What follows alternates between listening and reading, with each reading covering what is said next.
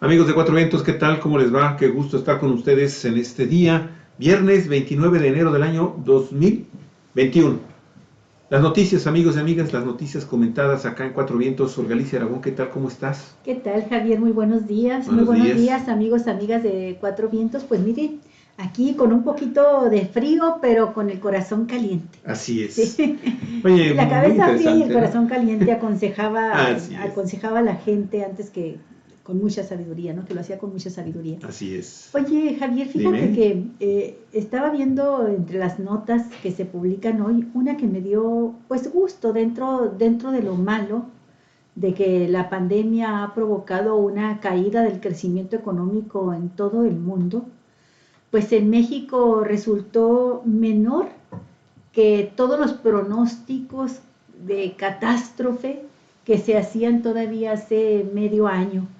El INEGI, el Instituto Nacional de Estadística y de Geografía de México, el INEGI, informa que durante 2020 el Producto Interno Bruto cayó 8.5% con respecto a 2019, mientras que las actividades secundarias de la economía cayeron 10%, las terciarias 7.9%, y solo las actividades primarias lograron un crecimiento de 2% el año pasado. Pero esto de que las actividades primarias crecieran este 2%, Javier, es fundamental porque es lo que tiene que ver con la agricultura, con la industria, con los bienes de consumo fundamental para la población y que nos evita tener un problema de desabasto, de hambruna incluso, de escasez grande como sí ha sucedido en otras naciones por desgracia. Hay que recordar que el Fondo Monetario Internacional estimaba que la caída de nuestra economía sería de las más desastrosas en el mundo y que sería por lo menos de menos 10.5%. Y también, Javier, que llegó un momento en julio, el 24 de julio de 2020, que medios como el Financiero eh, pues calculaban con base en el Índice Global de la Actividad Económica de México, el IJAE, que caería hasta un 20% nuestra economía, Javier.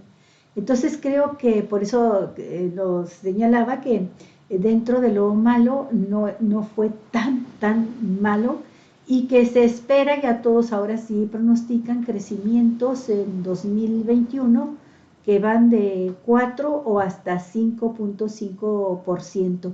Bueno, pues esto es lo interesante de cuando te dicen tenemos otros datos. Así resultó. Y resultó que en el caso de la agricultura, como lo señalaba, fíjate, en el tercer trimestre, según datos del INEGI, en el tercer trimestre del año que recién terminó, llegó a crecer nuestra agricultura hasta un 19.6%.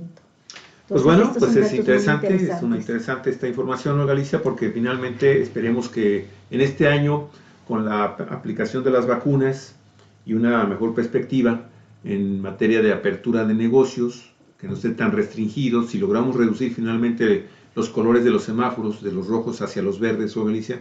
Pues definitivamente eso se va a impactar en la situación de que al abrir los negocios se genera una nueva fuente de empleo bien remunerado o mejor remunerado, porque en este momento lo cierto es que también la economía informal es la que finalmente ha evitado que se desplome dramáticamente, junto con las remesas de los mexicanos y mexicanas que trabajan fuera del país, los que han mantenido y han sacado a flote esta situación. Por otro lado también, Olga, pues lo que ha estado motivando que de alguna forma esta pandemia no esté golpeando tan duro todavía la economía del país, tiene que ver con un asunto que el presidente Andrés Manuel López Obrador ha estado impulsando desde su primer día de administración, reducir el costo de la burocracia nacional. Claro. Y el día de hoy, Efraín Flores en el portal, sin embargo, trae un estudio muy interesante con fuentes oficiales que nos hablan que por un lado, la burocracia élite, o sea, la clase dorada, ¿sí?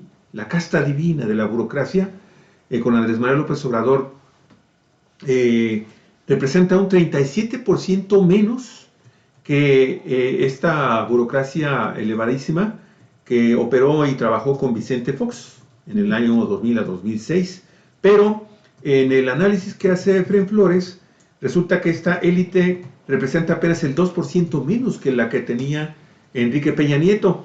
Dice la información que la burocracia del sector público mexicano, fíjate, le costó a México 15 billones 932 mil pesos entre los años 2000 a 2020, ¿no? Ajá. O un promedio de casi 800 mil millones de pesos anuales durante este periodo, de acuerdo con datos de la Secretaría de Hacienda y Crédito Público. Y menciona el periodista que aunque el gasto es mayúsculo, en los últimos 20 años tuvo una tendencia a la baja, fíjate, en un contexto en el que el número de funcionarios públicos, 5 por cada 100 habitantes, fue prácticamente igual, en que los salarios del sector público tuvieron un aumento promedio anual de 1.2%, inferior a la inflación, y que el grado de expansión anual, 2% del gasto burocrático, fue inferior que el resto del costo operativo de los distintos niveles de gobierno, que aumentaron más rápidamente que el costo de la misma burocracia. Y bueno, pues esto, estábamos viendo las gráficas de cómo en realidad durante estos 20 años se ha tenido esa tendencia a la baja. Sin embargo, este gasto, Olga Alicia, de 15 billones 932 mil pesos, o durante esos 20 años, o 800 mil millones de pesos anuales en esta burocracia, pues la verdad a mí se me hace que es algo también excesivo, que por otro lado, sí, pues le brindó también a muchas familias, a millones de familias mexicanas en toda la República Mexicana, a sostenerse, porque ellos, los burócratas, nunca tuvieron problemas para cobrar sus cheques de sus pagos. Así es, Javier, pero estamos hablando también del alto costo, de lo que tú bien señalas como la casta dorada, ¿no? Sí. La casta dorada de la clase gobernante. Pero me llama la atención esta reducción de más de 40 mil millones, casi 41 mil millones de pesos, que se logra en 23 meses de ahorro, Javier, en gastos de la administración, de la burocracia nacional. Y quiero nada más contrastarlo con el hecho de que se han contratado mucho personal, Javier. Hay que recordar que se creó la Guardia Nacional, que tiene miles de nuevos elementos, pero también que tan solo en el sector salud, ahora con la pandemia, aunque el plan había iniciado desde antes de que apareciera la pandemia, pues se contrataron alrededor de 50,000 nuevas plazas de médicos, enfermeras, trabajadores en general del sector salud. Y es interesante pues este dato, porque a pesar de que se contrató miles y miles de nuevos trabajadores esenciales, vamos a decirle así, para la administración pública, bueno, logró el gobierno de López Obrador tener unos ahorros de 40,800 millones de pesos con las políticas de austeridad en la administración federal. Pues así está, Olga Alicia. Y me gustaría dar a conocer, porque ayer lo comentamos, antes de que entráramos ya a las notas estas que tenemos editadas con los videos. Ayer te acuerdas que estábamos comentando este gran problema que tenía y que tiene AstraZeneca para surtir sus medicamentos, y que también pues los tiene en otras dos compañías importantísimas farmacéuticas que están generando las vacunas en el planeta, Olga Alicia. Sí.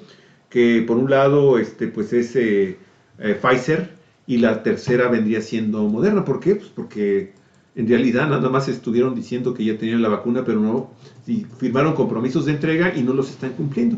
Y veíamos cómo AstraZeneca en Europa, de acuerdo a una investigación preliminar que hizo el sistema sanitario alemán, pues la vacuna de AstraZeneca parecía ser que no estaba teniendo efectos positivos, o no le estaba ayudando a la gente de la tercera edad de más de 65 años. Bueno, la agencia AP de noticias está informando hoy que las autoridades regidoras de la Unión Europea autorizaron este día, temprano ya en Europa, ¿sí?, el uso de la vacuna contra la COVID-19 de AstraZeneca para todos los adultos.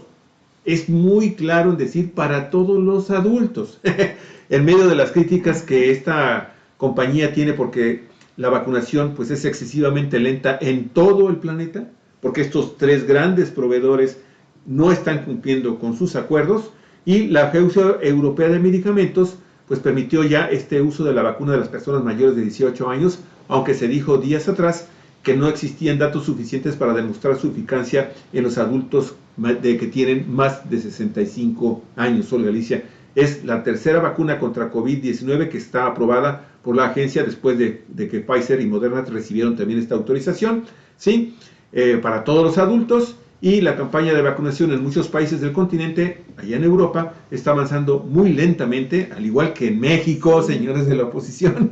O incluso se ha detenido por completo, como sucedió en España, Javier, que el día de ayer pues dieron a conocer al mundo que habían detenido la campaña de vacunación porque ya no tenían ni una sola dosis, y que estaban lanzando un SOS y exigiendo a las industrias farmacéuticas que cumplan los compromisos de entrega de vacunas. En efecto, Javier, no hay la producción de vacuna suficiente para cumplir los acuerdos que ya tenían las empresas farmacéuticas con los gobiernos, con las naciones, y que de por sí pues era un porcentaje nada más de lo que requería la población de cada país. En el caso de España la situación es grave, y a propósito del dato que dábamos hace un momento, pues se les junta este problema de la pandemia con una situación más grave todavía que nosotros en cuanto a la situación económica. Si nosotros caímos 8.5% en nuestra economía, el Producto Interno Bruto en España cayó 11%. Sí, y bueno, ha sido tan grave que países que incluso están produciendo y tienen gran avance en la cuestión de la fabricación misma de la vacuna, como son, por ejemplo, Gran Bretaña, con AstraZeneca, por ejemplo, que forma parte de este consorcio, de este farmacéutico. Israel también, y los Estados Unidos también están teniendo graves dificultades para conseguir su vacunación, la vacuna para su población, y estamos hablando de países que han tenido, con excepción de Israel, ¿no? Pero Gran Bretaña y los Estados Unidos han tenido grandes dificultades, Olga, para poder, y tienen graves problemas con su población, que yo lo quisiera contrastar, si no tuvieras otra información ahorita relacionada con la cuestión de COVID, con algo que está sucediendo y que en Estados Unidos, y que ha llenado de indignación no nada más a los mexicanos, me refería yo al contenido de la nota 4, no solamente a los mexicanos o Galicia, sino ya también es un escándalo a nivel internacional, cuando grandes personajes de la política, los espectáculos de este país, de nuestro país, querido amigos y amigas, México, pues están yendo a Estados Unidos, en donde pues, hay estos de grandes dificultades, pero se fueron allá a aplicarse la vacuna contra la COVID, Olga, y eso, pues hay ya cuando menos un precandidato panista a un cargo de elección popular en Nuevo León, y este caso personaje, es el colmo, Javier, el colmo de veras. Sí, pero de Juan José Origel, presentador de noticias de espectáculos, Olga Alicia, que es realmente, de veras, es terrible lo que hace. Deleznable, gandalla. Bueno, en el caso de este precandidato, Javier, de Nuevo León, híjole, es un precandidato panista que además lo anuncia así, dice, ya fui a vacunarme a Estados Unidos para poder hacer una campaña electoral sin riesgos. Y este precandidato, que está buscando, creo que una diputación, ahorita damos la información completa en Nuevo León, pues no se da cuenta, de veras, viven en una burbuja privilegiada, tan distante de lo que son las necesidades de la población, que no se da cuenta que con esto que declara, provoca malestar, enojo en la población, porque mientras que la gente está sufriendo hasta para conseguir cupo en un hospital, conseguir el oxígeno, para poder atenderse desde casa, y los tanques de oxígeno cada vez más caros, y más caro poderlos resurtir, porque hay quienes están haciendo negocio con el sufrimiento de la gente y con la enfermedad y la necesidad tan grande de tratar de librarse de la muerte y del contagio mismo.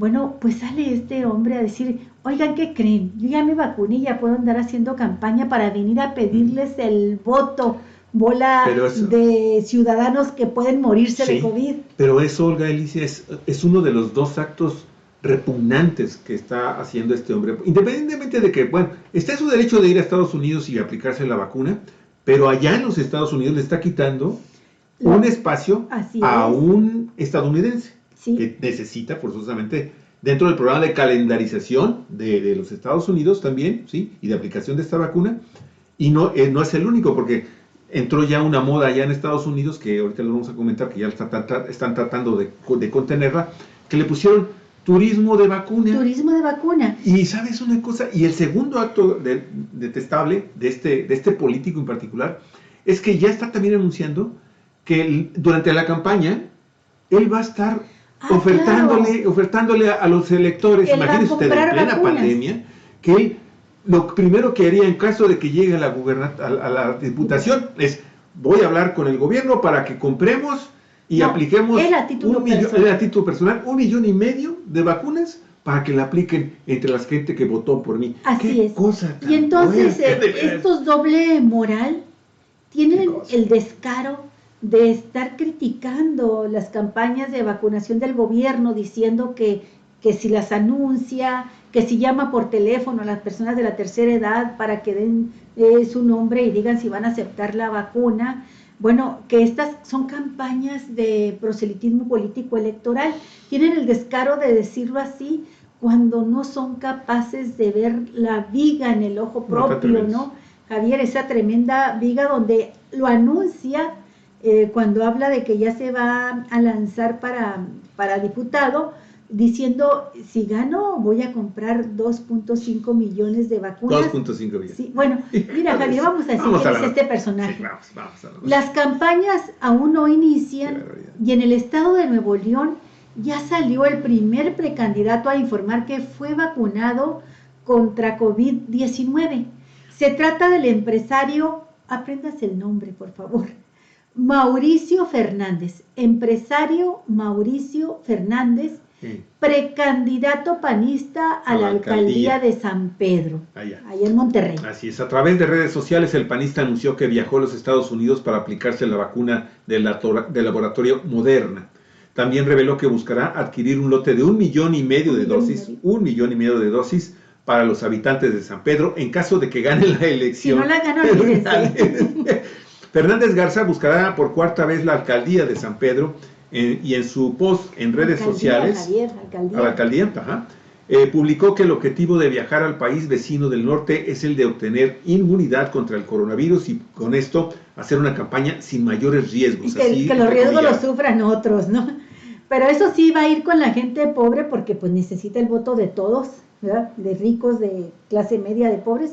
Va a ir a pedirles el voto para que lo hagan presidente municipal. Establece una distancia kilométrica, Javier, como de la Tierra a la Luna, entre ellos y la sociedad. Y todavía se dan el lujo de subrayar, soy diferente, yo sí puedo ir a agandallarme una vacuna a Estados Unidos, ¿no? Sí. Y manipular el tema de la vacuna también durante la campaña electoral. Así es. Mauricio Fernández habría viajado el pasado fin de semana, ya que en su cuenta de Facebook el post de su anuncio se habría publicado el pasado 21 de enero. Dijo textualmente lo siguiente en este post. Hoy tuve la oportunidad de ver cómo funciona el proceso de vacunación en Estados Unidos. Lo quise ver de cerca para entenderlo y ver cómo están las cosas. Es algo muy sencillo. Aproveché para ponerme la vacuna. Ah, qué bueno. O sea, iba de observador, pero pues vio la oportunidad. Oye, espérame, antes de que siga diciendo él, ¿qué no están aplicando en Estados Unidos, al igual que en todo el mundo, el criterio de primero los trabajadores de la salud? Ese es un sistema que... Y luego la gente de la tercera edad, empezando por los más ancianos. Pues mira, no sé, pero lo que es cierto es que él fue, vio y dijo, pues puedo. Entonces, se pone la vacuna y conocía a expertos que nos pueden asesorar, así como a proveedores. Señor alcalde, póngase las pilas. En San Pedro andamos en las moras, expresó. Este panista se suma a la lista de personajes de todos los ámbitos en el mundo que han decidido ir a los Estados Unidos a aplicarse la vacuna contra COVID-19. detallando que se puso la vacuna sin requisitos mayores y deberá regresar para una segunda dosis el 18 de febrero. El más reciente caso que ha causado controversia es el del conductor de televisión Juan José Origel, quien en redes sociales ha sido señalado de aprovecharse de la situación para viajar a Florida e inyectarse esta vacuna. El pasado sábado, el comentarista de espectáculos se dijo decepcionado porque en México no recibió la vacuna contra COVID-19. Fíjese todavía lo que escribió el cínico. Ya vacunado, gracias a Estados Unidos. Qué tristeza que mi país no me brindó esa seguridad, escribió en sus redes sociales. Y pues no, Javier, ni en Estados Unidos se lo hubieran brindado ni en ningún otro lado si no se salta la fila y aprovecha influencias para gandallarse una vacuna. Los periodistas los periodistas del programa de radio. La divulgación de estos dos casos mexicanos provocó ayer mismo que el gobierno de Florida decidiera endurecer sus reglas para evitar que haya más personas como el conductor y el político que apliquen un turismo de vacunas. Un turismo de vacunas. Ahora, quienes se vacunen deberán de comprobar que son residentes de Florida, con alguna identificación oficial expedida por el Estado. Es abominable. La gente no debería volar así, subirse a un avión y llegar así para vacunarse y salir volando, indicó el doctor Scott Rickis del Departamento de Salud de Florida. Por su parte, la Secretaría de Salud en México informó que hasta el pasado 24 de enero, esto fue el día de ayer cuando lo anunció, se han aplicado 618.768 vacunas de Pfizer BioNTech, de las cuales 22.472 personas han recibido la segunda dosis, lo cual significa el 3% de avance. 3.6. El gobierno de México espera que en el primer trimestre del presente año se obtengan 21.3 millones de vacunas para inmunizar a 14.100.000 personas. Pues así están estos temas, amigos y amigas. Lo cierto es que, pues, para vergüenzas México a veces no se las gasta. De veras, es increíble que estemos dando también estos ejemplos que estallan a nivel internacional y que exhiben a estos mexicanos que de veras siempre vamos a encontrar a gente que va a decir, ay, gracias Estados Unidos, ay, gracias Estados Unidos, ay, gracias Estados Unidos. Y la situación, la verdad es que los Estados Unidos tiene su sistema de vacunación, tiene su sistema también y su calendario de vacunación, y ahí van los gandallas mexicanos, ¿sí?, a quitarle su lugar a los estadounidenses y todavía darse el lujo de criticar al gobierno mexicano porque no les dieron esa oportunidad de salud. Gente que tiene recursos para pagar un boleto de avión. Oye, irse a Estados Unidos, comprar la vacuna, que no sé cuánto le habrá costado, o la tomó gratis, no sé. Mejor vámonos y con quitarle ¿no? ese derecho a un estadounidense y todavía venir a echar porquería de crítica contra los esfuerzos que se están haciendo en México por lograr una vacunación universal y gratuita, Javier. Por eso cuando escuchamos esto, amigos y amigas, pues la verdad es que muchos seres humanos seguimos pensando que los perros siguen siendo los mejores amigos del hombre y de la mujer. De hecho, fíjate que esta nota está muy interesante, al ratito lo digo, vamos a leerla y ahora sí te metemos este video para ilustrar esta nota. Así es, los perros fueron domesticados en Siberia hace más de 23.000 años. Fíjense que las primeras personas que cruzaron hacia América hace más de 15.000 años, provenientes del noreste de Asia, llegaron ya acompañadas de sus perros, concluyó un equipo internacional de investigadores dirigido por la arqueóloga Angela Perry. Angela Perry. Sí, yo también lo puse a pensar. En el apellido lleva el amor a estos animalitos también, ¿no? Del departamento ella pertenece al departamento de arqueología de la Universidad de Durham. Luego de examinar los registros arqueológicos y genéticos de pobladores y perros antiguos, llegó a la conclusión de que ya hace más de 15.000 años 23.000. Sí, pero llegaron a América hace 15.000 años, los hombres provenientes de Asia, ya con su perro, con su mascota. Mire, los expertos explican que este descubrimiento sugiere que la domesticación de los perros probablemente tuvo lugar en Siberia en la época anterior a hace 23.000 años, Las personas y sus perros finalmente viajaron con dirección al oeste hacia el resto de Euroasia y rumbo al este hacia América. Los hallazgos se publican en la revista Procedimientos de la Academia Nacional de Ciencias y revelan que América fue una de las últimas regiones del mundo en ser pobladas por personas y para entonces los perros habían sido domesticados por sus antepasados lobos y probablemente desempeñaban una variedad de roles dentro de las sociedades humanas. Angela Perry dijo, ¿cuándo y dónde? Son preguntas que han surgido en la investigación sobre la domesticación de los perros, pero aquí también exploramos el cómo y el por qué, que a menudo se han pasado por alto. Agregó que la domesticación de perros que ocurrió en Siberia responde a muchas preguntas que siempre hemos tenido sobre los orígenes de la relación entre humanos y canes.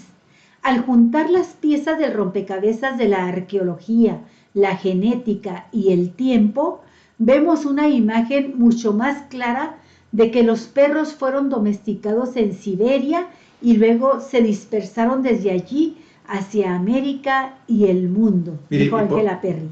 Por su parte, el genetista y coautor de esta investigación, Loren Franz, de la Universidad Ludwig Maximilian de Múnich, Alemania, agregó, por las firmas genéticas de los perros antiguos, ahora sabemos que deben haber estado presentes en algún lugar de Siberia antes de que la gente emigrara a América. Y el también coautor, Greger Larsson, profesor de la Universidad de Oxford, aseveró, los investigadores han sugerido previamente que los perros fueron domesticados en Eurasia, desde Europa hasta China y muchos lugares intermedios. Sin embargo, subrayó que la evidencia combinada de humanos y canes antiguos ayuda a refinar nuestra comprensión de la historia profunda de los perros, y ahora apunta a Siberia y al noreste de Asia, como la probable región donde se inició la domesticación de este animal. Durante el último máximo glacial, de alrededor de 23.000 a 19.000 años atrás, Beringia, el área terrestre y marítima entre Canadá y Rusia y la mayor parte de Siberia, fueron extremadamente frías, secas y en gran parte sin glaciar. Las duras condiciones climáticas que condujeron a este periodo y durante el mismo pueden haber servido para acercar a las poblaciones de humanos con los lobos, dada su atracción por las mismas presas. Esta interacción cada vez mayor, mediante la búsqueda mutua de las matanzas de los lobos atraídos a los campamentos humanos, puede haber comenzado una relación entre las especies que eventualmente condujo a la domesticación del perro y un papel vital en la población de América. Cabe señalar al coautor también de la investigación, el arqueólogo David Meltzer, de la Universidad Metodista de Sub en Texas, lo siguiente. Hace tiempo sabemos que los primeros americanos debieron poseer habilidades de caza bien perfeccionadas, el conocimiento geológico para encontrar la piedra y otros materiales necesarios de estar listos para nuevos desafíos, como fue el utilizar precisamente a los perros en sus actividades de cacería. Y pues sí, los perros que acompañaban a estos cazadores cuando entraron en nuestro mundo, en el mundo completamente nuevo de América, pueden haber sido parte de su repertorio cultural, tanto como las herramientas de piedra que llevaban. Y Meltzer dijo finalmente que desde su domesticación de los lobos, los perros han desempeñado una amplia variedad de roles en las sociedades humanas, muchas de las cuales están vinculadas a la historia de las culturas en todo el mundo. Y sí, mira, ahí está el mapa de cómo se fueron distribuyendo los perrillos. Y la verdad, Olga, yo comentaba hace rato que las mujeres jugaron un papel fundamental, fíjate.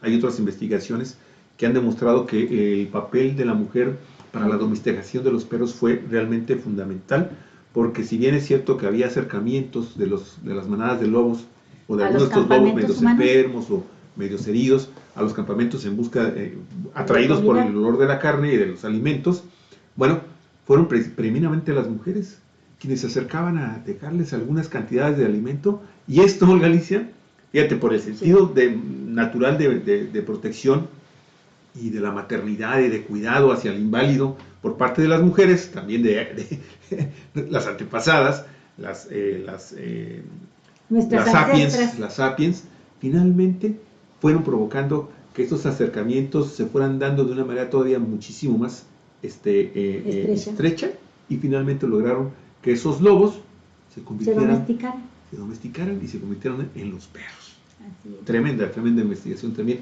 y un papel fundamental el de las mujeres.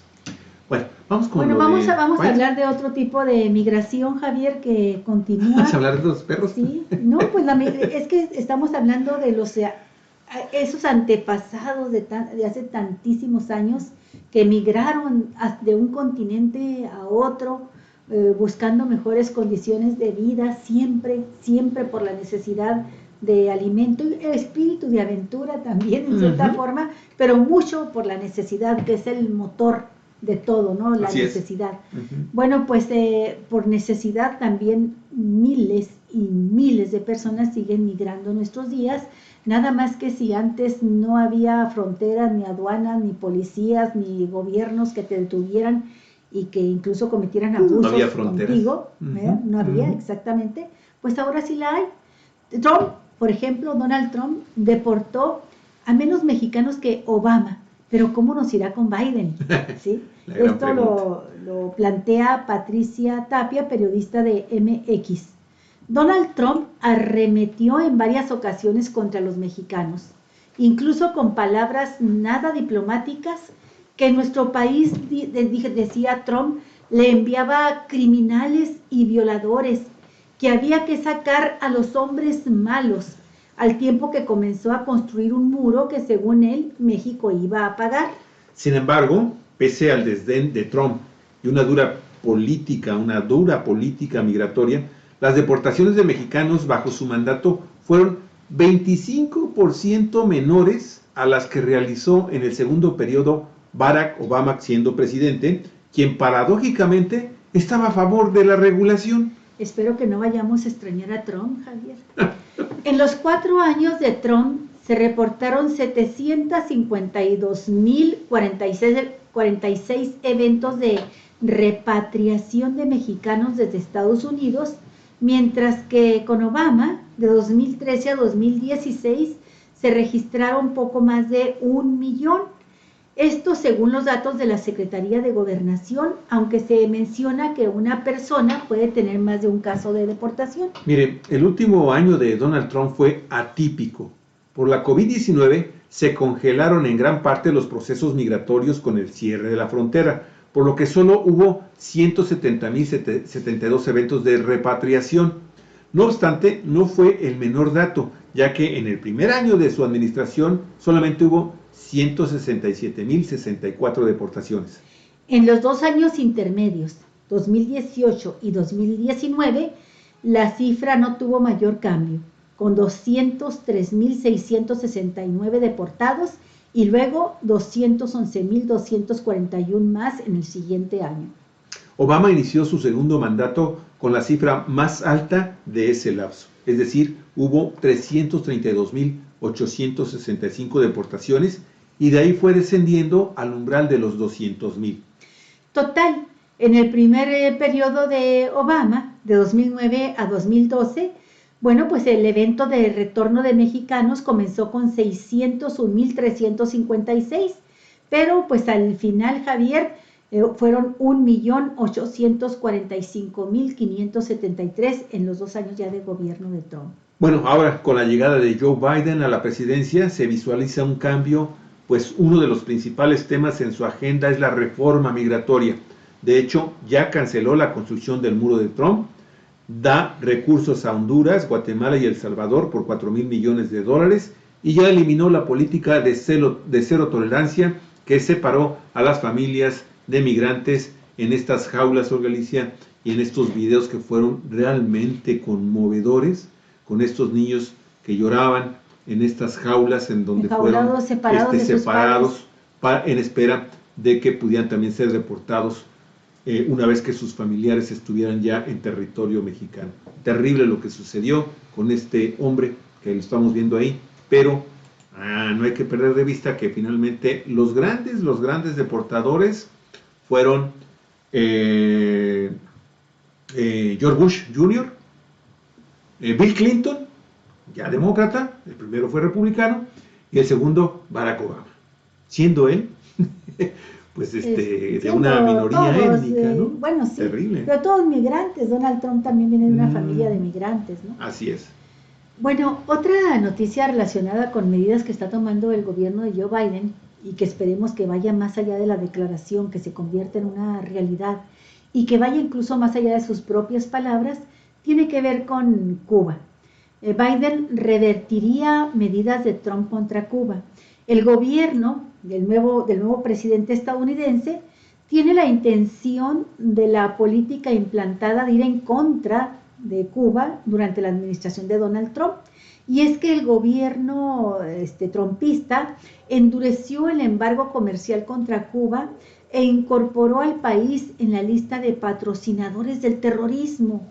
De acuerdo con la agencia AP y el periódico New Start, New Start, una política que fue revertida durante la administración de Barack Obama en el 2015, que databa del 1982, ¿sí? Era relacionado precisamente con abrir los espacios de diálogo con Cuba, por lo cual el gobierno de Cuba entonces condenó lo que consideraba una hipócrita y cínica calificación de Washington hacia su gobierno. Javier, estás cambiando de voz como adolescente.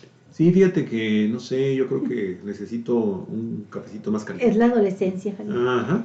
Bueno, pues además, fíjese, Barack Obama prohibió, no, esto lo hizo Donald Trump, prohibió los cruceros de Estados Unidos a Cuba, bloqueó el envío de remesas y aplicó sanciones a empresas y dirigentes cubanos. Y mientras que restringió los viajes estadounidenses a la isla, impuso nuevas multas contra bancos extranjeros que operaran con activos financieros de La Habana. Mire, nuestra política hacia Cuba se rige por dos principios. Primero, el apoyo a la democracia y los derechos humanos, algo que será el foco de nuestros esfuerzos, señaló la secretaria de prensa de la Casa Blanca, Jen Psaki, ¿sí? Y ya que pertenece a la administración de Joe Biden. Sí, esta nueva administración buscará un acuerdo con Cuba para revertir algunas medidas en su contra, al igual que lo busca hacer con el gobierno ruso de Vladimir Putin, con quien hace unos días sostuvo una conversación telefónica y en cuya llamada se llegó al acuerdo de avanzar en las negociaciones del Tratado de Desarme Nuclear entre ambas potencias. Pues sí, Javier, pero yo no veo que aparezca aquí en esta declaración la palabra fundamental. Ya acabar con el cerco económico, con el bloqueo económico contra la isla que impuso Estados Unidos al mundo para perjuicio de los pobres cubanos desde que pues inició la revolución comandada por Fidel Castro. Desde entonces tiene bajo acoso económico a Cuba. Y esa es la palabra que yo quiero escuchar en labios de Joe Biden.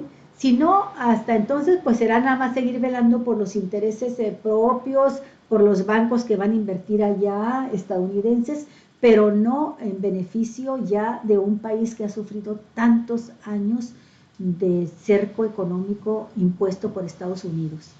Sí, Olga, bueno, un simple comentario es el que voy a hacer. Definitivamente tienes toda la razón. Todavía no se hace un pronunciamiento ni siquiera claro de cuál va a ser realmente la política de este nuevo gobierno de Estados Unidos hacia la isla caribeña.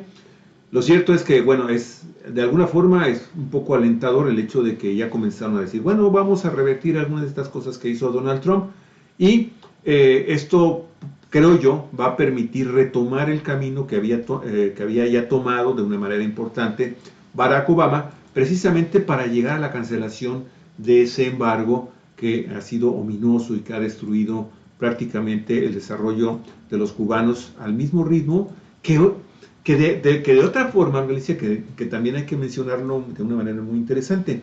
Hay que ver el tipo de desarrollo que finalmente también al que aspira el mismo pueblo cubano y el gobierno cubano, ¿sí?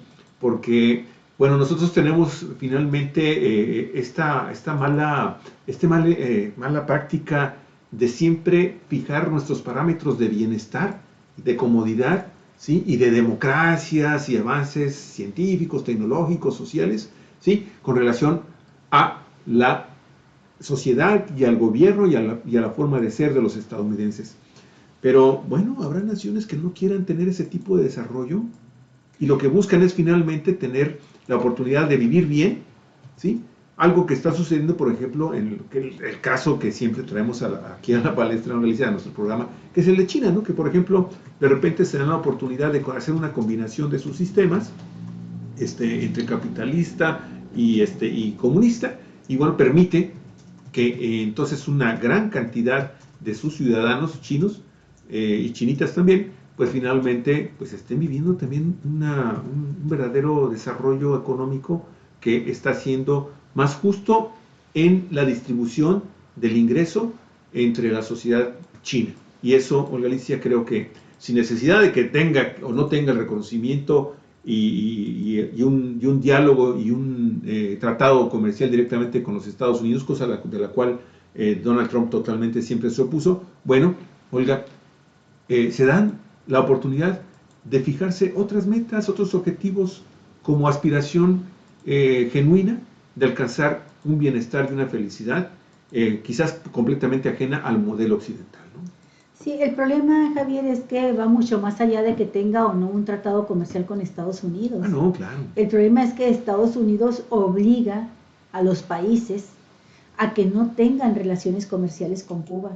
Y entonces cualquier país, Javier, cualquiera, independientemente de su modelo de desarrollo económico y su sistema, su régimen político, requiere de esas relaciones comerciales, por decir nada más ese aspecto, el comercial, pero abarca por supuesto también el aspecto científico, cultural, muchísimo, de la relación de esa nación con el mundo. Hoy mismo, por ejemplo, pues tienen, no nada más Cuba, otros países tienen prohibido Sí. las empresas farmacéuticas venderles la vacuna. Y no te lo dicen así abiertamente, pero sabemos que las sanciones que puede ponerles Estados Unidos si se atreven a romper el bloqueo son grandes. Entonces, ese es el problema, que el gran gendarme del mundo decide que está bien, que está mal. El gobierno estadounidense obliga a los demás a no tener relaciones con Cuba.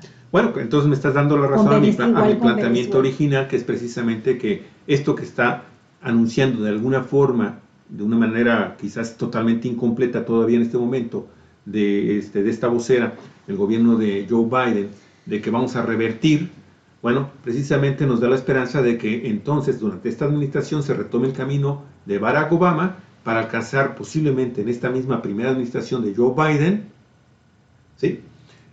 Pues que se levante ese embargo, ¿no? Y de ahí, bueno, pues entonces ya el pueblo cubano sabrá qué camino va a tomar para alcanzar lo que yo estaba comentando con la segunda parte de mi comentario. Muy bien. Muy bien. Pues amigos, amigas, muchas gracias por habernos seguido hasta este momento. ¿Sigue todavía la de Osorio Chong o ya no? Ah, no la vi, perdón. Sí. Hay una nota última, rápidamente, así porque ya no tenemos imágenes. Zósimo Camacho, de Contralínea. La titular de la Secretaría de Gobernación, Olga Sánchez Cordero, señaló ayer que continúan las investigaciones contra quien fuera titular de la propia Segov durante el sexenio pasado, Miguel Ángel Osorio Chong, hoy líder de la fracción del PRI en el Senado. Lo anterior por la probable defraudación por más de 3,000 millones de pesos en contratos supuestamente de seguridad nacional que Osorio Chong concedió sin licitación a decenas de empresas privadas. La funcionaria federal dijo que la investigación las llevará a cabo la Secretaría de la Función Pública, cuya titular es Irma Heréndida Sandoval Ballesteros, y señaló que está enterada de estas irregularidades y que pedirá a la Función Pública que informe del estado que guardan las investigaciones para conocer si incluso hay derivaciones de carácter penal. Hay que recordar, Olga Alicia, que precisamente este portal Contralínea, este reportero Zósimo Camacho, ya había dado a conocer de qué consistía este tema hace una buena cantidad de meses, ¿sí? Y este engaño consistió en ocultar todo tipo de contratos mediante el supuesto de seguridad nacional. De esta manera se adjudicaron de manera directa y con sobreprecios, fíjate, servicios de jardinería, adquisición de alimentos y otros contratos. Y pese a que el actual gobierno federal tiene bajo reserva el expediente de este caso, Contralínea logró obtener una copia, ¿sí? Y en donde se explica cómo se abusó del poder y se hizo de un mal manejo de estos recursos públicos en el gobierno de Peña Nieto, por lo que habría ocasionado responsabilidad patrimonial del Estado, y eso entrecomillado, ¿sí?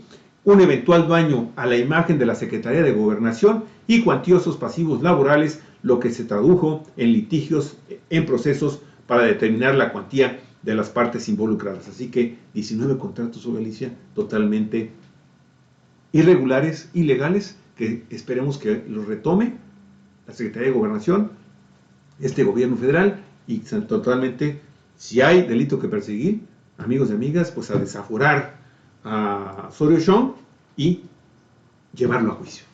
Son muchos los casos en los que está involucrado Osorio Chong, Javier. También tiene que ver, por supuesto, con el caso de Ayotzinapa.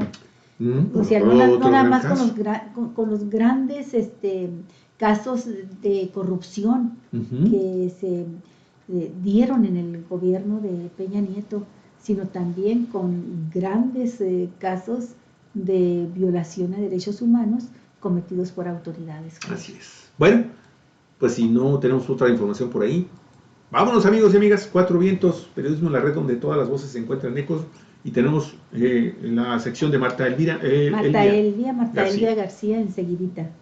Gracias, amigos, cuídense mucho. Hasta dentro de un ratito. Hasta pronto.